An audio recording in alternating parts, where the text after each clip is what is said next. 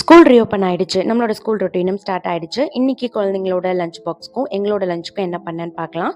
இன்னைக்கு மார்னிங் பிரேக்ஃபாஸ்ட்டுக்கு இட்லி, தேங்காய் சட்னி, மதியானம் லஞ்சுக்கு சாப்பாடு, பச்சை பயிறு, வெண்டைக்காய் பொரியல் செஞ்சுருந்தேன். கூடவே கொஞ்சமாக தயிர். குழந்தைங்களோட லஞ்ச் பாக்ஸ்க்கு வந்து புதினா சாதமும் கொஞ்சம் ஆம்லேட், அது கூடவே கொஞ்சமாக வெண்டைக்காய் பொரியலும் வச்சு கொடுத்து அனுப்பிட்டேன். எல்லாமே சமைச்சு முடிச்சதுக்கப்புறம் தான் பார்க்குறேன். இன்னைக்கு மெயின் டிஷ் எல்லாமே க்ரீன் கலரில் இருந்தது. எனக்கே ரொம்ப பெரிய சர்ப்ரைஸாக இருந்துச்சு. பட் பார்க்கவே அழகாக இருந்தது. ஸோ இன்னைக்கு வந்து புதினா சாதம் எப்படி பண்ணுறதுங்கிறத பார்க்கலாம்.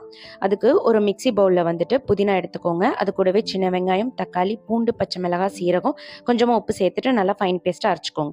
கடையில் கொஞ்சமாக நல்லெண்ணெய் விட்டுட்டு கடுகு, கடலைப்பருப்பு, உளுத்தம்பருப்பு, பூண்டு, வெங்காயம், கருவேப்பிலை சேர்த்து வதக்கிட்டு அரைச்சி வச்சிருக்க பேஸ்ட்டையும் சேர்த்துட்டு பேஸ்ட்டை நல்லா சுண்டுனதுக்கப்புறமா ஆற வச்சிருக்க சாதம், அது கூடவே ஒரு டேபிள் ஸ்பூன் நெய் சேர்த்துட்டு நல்லா கிளறி விட்டிங்கன்னா சூப்பரான புதினா சாதம் வந்து ரெடி ஆயிடுச்சு.